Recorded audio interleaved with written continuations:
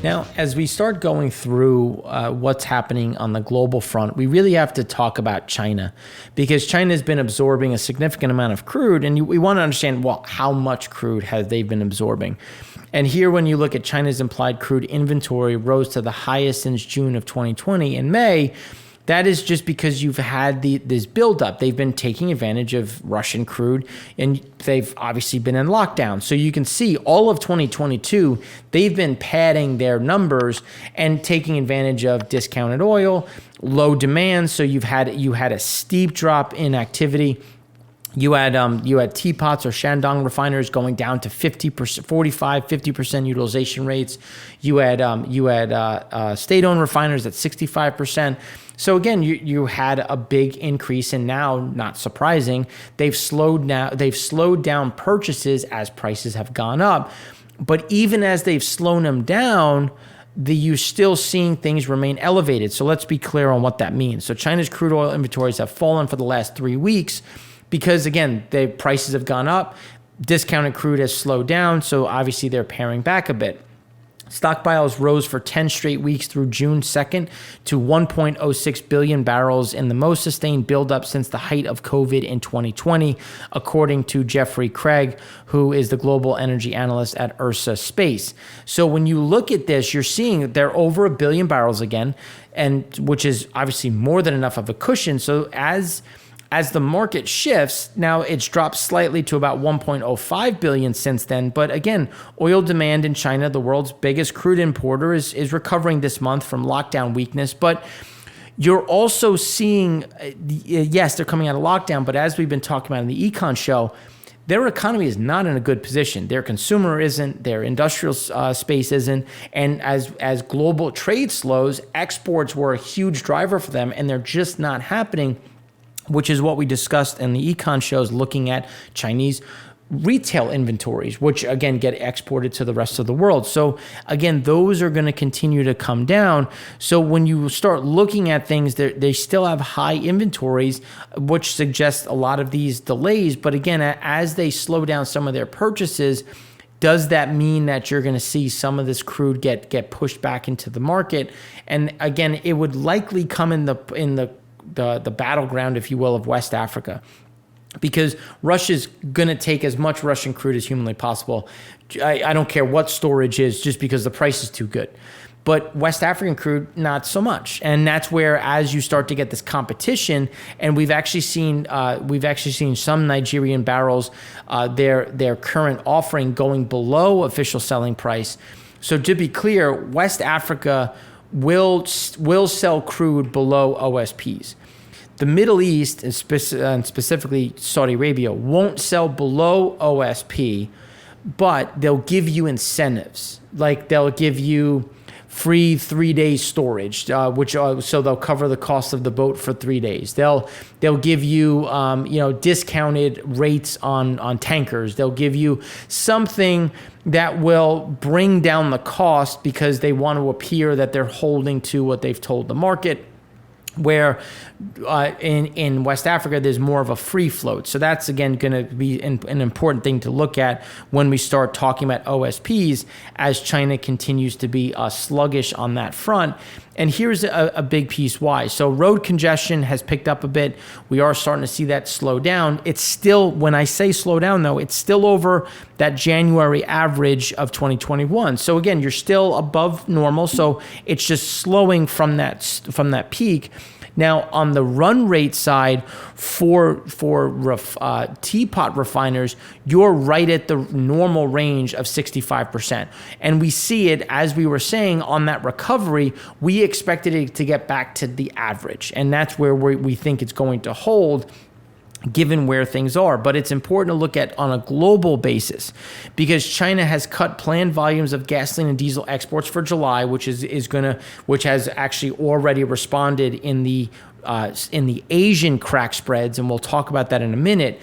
But when you start looking at July gasoline exports seen at 319,000 tons, diesel exports seen at 141,000 tons, all down 24% versus on this month's planned volumes. So again, you're starting to see some of that pressure because they're unsure of what's going to come next as they slow down some of this demand and they want to make sure that there's enough. But that's also, as we said in segment one, why in 2014 we were sounding the alarm of why are we relying so heavily on future Chinese refined capacity? You're assuming they're not going to. They're going to try to capture and be economic beasts, close the ARB, try to get things where they're going to make the most money, where they're really not. That's not how they're programmed. And that's, I think, some of the concern, where they still have extensive storage of crude. They still have elevated storage of gasoline and diesel, but they're slowing things down. All the while, crude oil on the water still remains at all-time highs. Obviously not 2020 levels, but we will take out those 2020 levels because Russia is exporting more, and they're doing so by going on the water, which is why crude oil in transit is above 2021 levels and setting a new seasonally adjusted high, which will remain the case. And it's important to look at, okay, crude oil on the water is going to be there, but crude oil in transit remains in effect and elevated. West African crude exports to Asia are set to gain in June as shipments increase to China and Indonesia, partially offset by a decline of flows to India, which went to a 2-year low. So June saw China buying some more, India buying less. Again, India was filling up their coffers with Russian crude. But now we're starting to see China slow down West African crude buying and maintaining Russian crude, which is going to leave more capacity in the West African market. Senegal allocated 12 shipments of Angolan crude for August loading to term lifters. Sinochem received 7 August crudes, while Unipec and IOC got 2 shipments each, and Phillips 66 was allocated 1 cargo. Exports to Asia to gain to about that 1.68, increases from the revise of 1.6, so still things fairly stable. Shipments to China gained slightly, which was off the lowest level since September of 2013. So it went from 756,000 barrels a day to 883. So still, again, just giving you an idea of just how low those shipments are, which is why when we talk about OPEC not producing at their allotted rate, it is all being driven by West Africa, because West Africa, it just doesn't have the buyers as Russia continues to eat into some of their typical markets in Asia. And when you look at the US and Europe, there haven't been very active buyers, which has kept some of these crudes in the market. So a bigger proportion of Angolan crude is bound for Europe this month. The sales to China, the OPEC producer's main buyer, for June remain lower than typical rates. So as we look into July, that again, this is the pivot that we've been talking about, where some of this is now going into Europe. Europe is scrambling with the issues that are happening in Libya discussed in segment 1. And those are being some of those key drivers when you look at those underlying shifts coming into the market.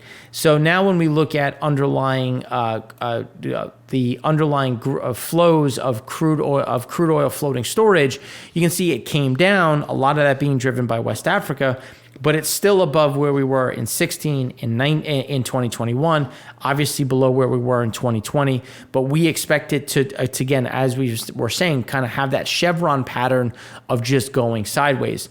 So India's daily, so when we look at India, they're actually importing a significant amount of product in terms of gasoline and diesel. And this is kind of the flip of China. China is hoarding, where India is, their private refiners are like, all right, well, I can sell within India or I can sell globally and make more money. And what are they doing? They're selling globally to make more money, but that's creating a shortfall in India, which again is another driver of inflation higher within India, which is why we remain so concerned about the Indian economy and why we think there's more downside as inflation continues to bite hard. Differentials, so the OSP is expected to increase another $2.50 for Saudi Arabia. on the Asian Arab Light, putting it just below the May peak. But when you look at backwardation, I should say time spreads between August and September, when you're looking at Brent, dated Brent back to the highs. When you look at dated Brent versus Oman Dubai, back to the highs, which is giving them this confidence that they will be able to do this and still see buying. And here's where you get an idea of what oil production is doing. And this is important to consider that Saudi Arabia oil production is set to hit 11 million barrels a day in August. So when you look at who is not producing, the OPEC nations in the Middle East are hitting their quotas, just below, just above.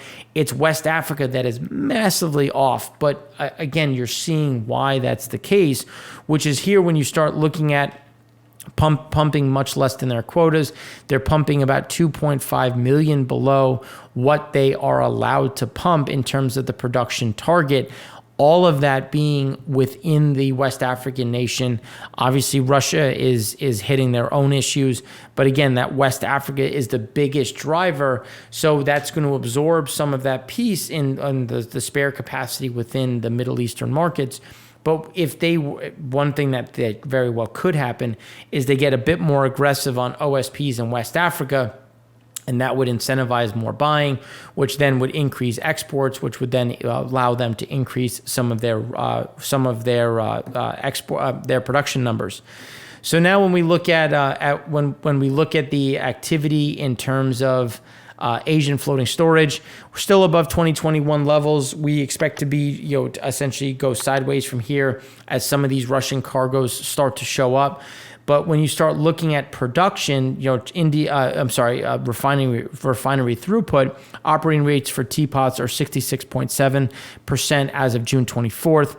But when you look at mega refiners, they are sitting at 56.7%. Now, there was operating rates were also hit by state-run refiners eased after a fire at a plant in Shanghai halted some production. But again, the build quality, when you look at state-owned refiners, they're sitting at 70.5% run rates. That is a huge problem when you look at where are they getting the gas, they're not operating at the same rate. So then they're using less oil, but they're still buying cheaper oil. So that's, again, driving up and keeping those storage levels elevated. And because of all of these issues that they're seeing on the refining front, there's a hesitancy and a hoarding aspect of exporting. So even though the market would incentivize a lot of this product to get into the market, we're not seeing it get there because of these issues. West African crude had a nice drop as we saw OSP, not just OSPs, but again, you saw prices get lowered. They every week they were going down 20-25 cents, and this has allowed some of this to clear. As Libya went down, you saw European buyers show up, pulling some of this down. We do expect it to increase as China slows in July, as Asia slows in July, and will put us in line with where we were in 2021. And then China's supertanker crude imports remains low at 2016 levels. Again, back to the point that we've been making, where their refiners aren't operating as normal. At least Shandong is, but not state-owned, not the mega guys. As those remain down, they continue to take in crude, cheap crude. They continue to have these elevated storage levels. That's going to keep those imports low. Now, when we turn to the U.S., gasoline exports increased 39,000 barrels a day, 290,000 above the 5-year. That's going to continue to be the case as more of that goes into LATAM. Disti was up 35,000 barrels. Again, still fairly stable. We don't see it going above the 5-year, but as we've been saying, below the 5-year, below that cloud. Propane, white hot, even though it fell 70,000 barrels a day, still 1.294 million, well above the 5-year, is going to stay strong. Crude oil exports dipped a bit to 3.38 million. As we've been saying, that 3.4, 3.5, we expect to be right in that range, which is the 2 weeks ago, we were at 3.57. Again, still going to stay strong. Looking at the gasoline front, we expect to be just above the cloud or just in the top end of the cloud as more gasoline gets shifted down into Latin America. Distillate falling just below the 5-year average. We expect it to just hold at these levels just below the 5-year. At the higher end of the bottom of that curve of the shaded area, but again, still below the average. As ethane exports are still staying strong, back to seasonally adjusted highs, we expect that to be the case. Crude exports, as we were saying, better to look at the 4-week. Dropped, as the 3.6 to 3.7, we didn't think was sustainable. 3.4 is where we think you will live. We had some cancellations. Again, that's going to be the case as things start to balance out as we get into July into August, which is going to, I think, support our thesis of that 3.4 million as propane continues to be at a record. Now, when we look at swaps, you can see that the difference between Dubai versus dated Brent, you can see is still over $12.17, which is why you see the Saudi Arabia saying, well, based on this spread, if we put ourselves at $9 above Oman Dubai, we're still going to be cheaper versus dated Brent. We're still going to be cheaper than West Africa. So that is where they're getting some of that comfort. And because we're getting some of these shifts out of China of reducing expected exports in July, you're seeing a nice spike in all hydrocracking and hydroskimming as we see margins going up. Here you can see the record highs, Asia diesel cracking margins at a record, Asia gasoline cracking margins at a record. Again, that's just gonna be the case with a lot of staying power in diesel. Gasoline is not where we see staying power. We do see it's falling back towards the normal. Diesel is where we think there is a lot of upside in terms of some of those flows. Singapore Dubai hydrocracking, just to give you an idea of the seasonality, continues to be at an elevated level. And then when we start looking at flows, we actually had a reduction in Angolan exports. Again, these are some of the pressure points we continue to talk about. Chevron cut its offer price for Hussein crude again on Platts. Nigeria plans to increase exports of some of their crudes while Italy is boosting some of their Angolan imports. Chevron offered to sell 1 million barrels of Nigerian Hussein, which has a gravity of obviously 29. Key key for middle distillate. So using Hussein as kind of that key piece of where are we in or Usan in terms of where we are on the middle distillate cut. So they dropped the price to $1.60 more than dated Brent, but it was $1.95. It was $2. It was $3. It was $4.45 June 15th.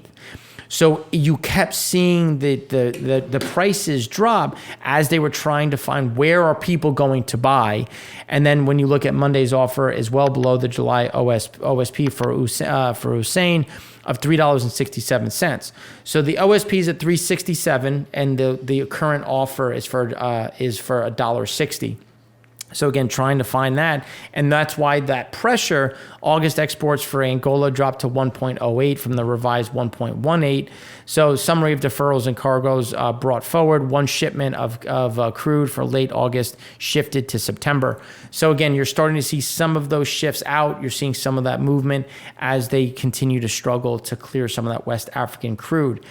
When we look at Europe had a nice draw. When you look at where this is in relation to some of the capacity in the other markets, you can see here that and by floating storage, we do expect this to hold right around the 2021 level and see some of those increases.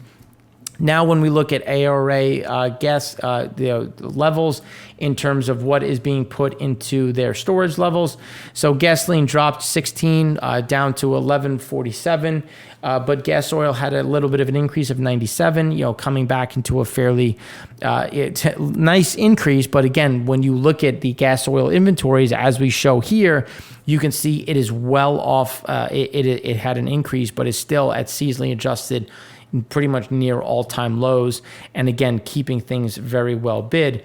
Now, gasoline, as they continue to export and manage things, you can see it's hugging right around that 2019 level. We expect them to try to manage, again, their storage with exports, getting it into the market, and we expect it to hold here. Which seasonally adjusted is at a very high level. Fuel oil continuing to grind higher. as pressure continues to mount, especially as we look at the Asian markets, we expect exports to increase on the fuel oil and the heavy disti side. So now when we start looking at what is happening in Singapore and some of the key pieces here, we want to look at what levels are coming. And when you look at Singapore data, for all stockpiles, we're at 2022 highs. So that's where we continue to see a lot of this pressure to the upside. We expect that to be the case as we see more storage coming through and a little bit less demand when we're looking at some of the different flows. So when you look at total, we went from 44 million barrels to 45.2, and we expect that to continue to grind up, driven by gasoline.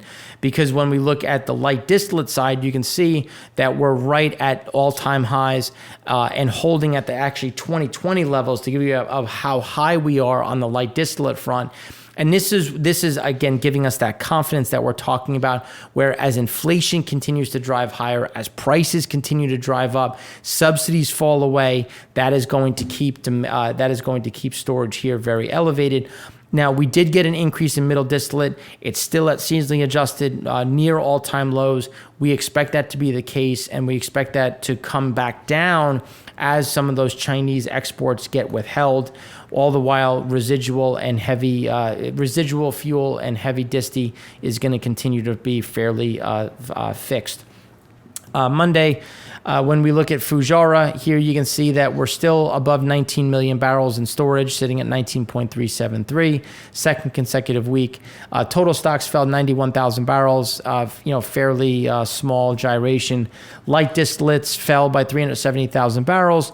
East of Suez gasoline markets are actually showing some signs of decline, which is you had some strength as you had flat prices, as you had guys kind of factoring in what is going to happen with China taking some of this crude out, so some of this Chinese gasoline out of the market. But when you're starting to look at it, India is importing some more, but other areas are starting to slow in terms of domestic demand as production is increasing ever so slightly when you're looking at the production side. And then middle distillate stocks fell 571,000 barrels. They retreated from this year's to date high, which was seen last week. So again, you're seeing it remain elevated. The complex had support in terms of fundamentals, given the complex on demand recovery in some of the regions, but you are getting a decent supply response out of the Middle East, which will help offset some of the loss of Chinese demand. But again, we expect this still remain at a relative low.